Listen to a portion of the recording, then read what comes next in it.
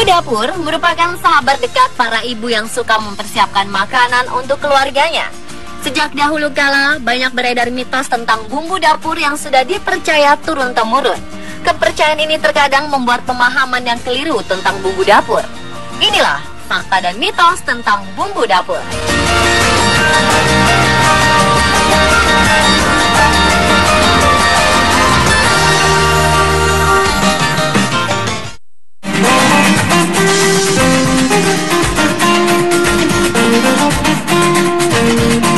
Mitos yang pertama adalah kepercayaan masyarakat bahwa makan cabai yang bijinya tidak dibuang merupakan penyebab usus buntu.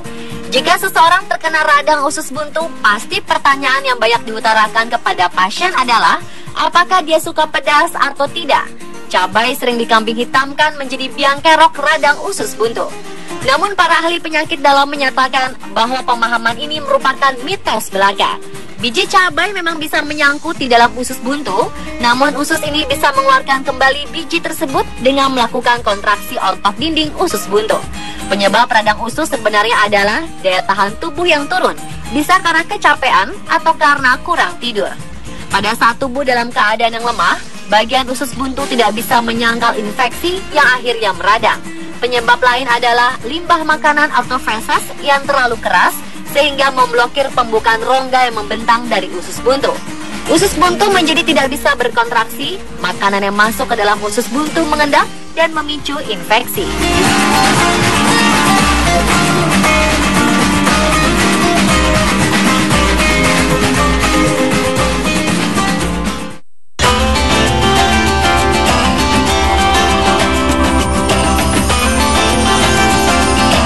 Bawang merah untuk bayi merupakan kepercayaan kuno masyarakat di berbagai daerah.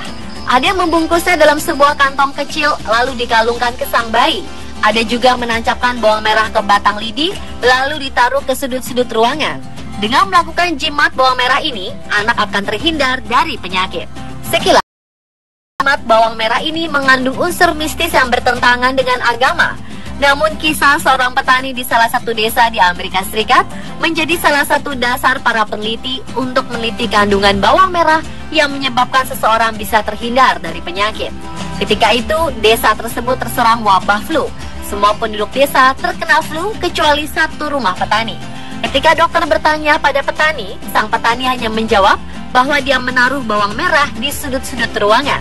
Dari peristiwa ini, para peneliti mendalami kandungan yang ada di bawang merah dan mengapa keluarga petani tersebut bisa terbebas dari wabah flu. Peneliti menemukan bahwa di dalam bawang yang diambil dari rumah petani bakteri penyebab flu. Dari situ terlihat bahwa bawang merah memiliki kemampuan untuk menyerap bakteri. Jadi, jimat bawang merah pada bayi itu ada benarnya dan bisa dijelaskan secara ilmiah. Karena sifat ini, hati-hatilah terhadap bawang merah yang sudah dikupas.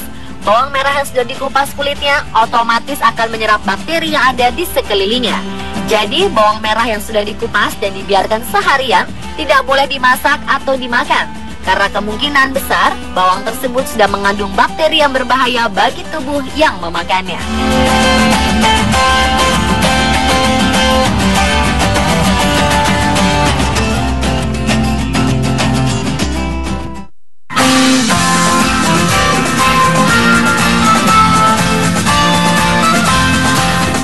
Bawang putih menjadi salah satu bumbu dapur yang memiliki banyak khasiat bagi kesehatan. Namun beberapa di antaranya merupakan pemahaman yang keliru. Salah satunya adalah pemahaman bahwa bawang putih bisa memperkuat kuku dan mempercepat pertumbuhan kuku. Faktanya, kuku kita memiliki pertumbuhan yang konstan, yaitu 1 mm setiap bulan. Perbedaan panjang kuku seseorang itu disebabkan oleh kekuatan kuku mereka. Ada kuku yang terlihat tidak cepat panjang, ada yang cepat. Hal tersebut bisa karena ujung kukunya retak. Jadi, jika dari akar sudah tumbuh, tetapi ujung kuku patah, kuku akan terlihat tidak tumbuh. Banyak wanita menggosok-gosokkan bawang putih pada kukunya, berharap kukunya akan lebih kuat dan lebih putih. Pemahaman ini juga hanya mitos. Bahkan menurut peneliti, bawang putih bisa merusak kuku. Zat selenium yang ada di dalam bawang putih membuat kuku menjadi rapuh.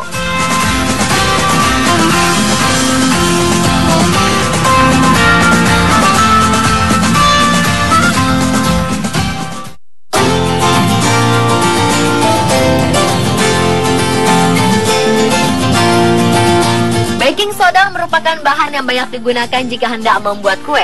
Ternyata bahan yang sering ditemukan di dapur ini juga dipercaya bisa memutihkan gigi. Apakah hal tersebut benar? Baking soda mengandung sodium karbonat yang bisa mengeluarkan plak yang ada di sela-sela gigi. Karena terdapat di sela gigi, plak jarang dijangkau oleh sikat gigi. Berkumur dengan baking soda mempermudah kita menjangkau plak tersebut, hingga membuat gigi kita putih kembali. Namun pekerjaan baking soda tidak bisa hanya dalam sekali praktek saja. Cara alami ini harus dilakukan beberapa kali setiap hari. Namun cara ini lebih aman dibandingkan kita menggunakan obat pemutih gigi.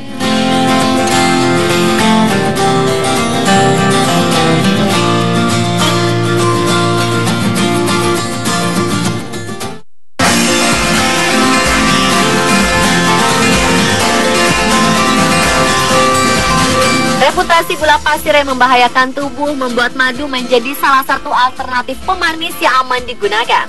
Madu merupakan substansi alami yang dihasilkan langsung oleh alam. Banyak juga yang beranggapan bahwa madu sebagai makanan super yang tinggi nutrisi. Benarkah madu lebih sehat dari gula pasir? Meskipun jenis gula pada madu dan gula pasir berbeda, efek yang dihasilkan tetap sama, yaitu menaikkan kadar gula dalam darah secara drastis. Gula yang terkandung dalam madu meliputi fruktosa, sukrosa, dan glukosa. Jadi, konsentrasi gula pada madu bisa jauh lebih tinggi daripada gula pasir yang merupakan produk olahan.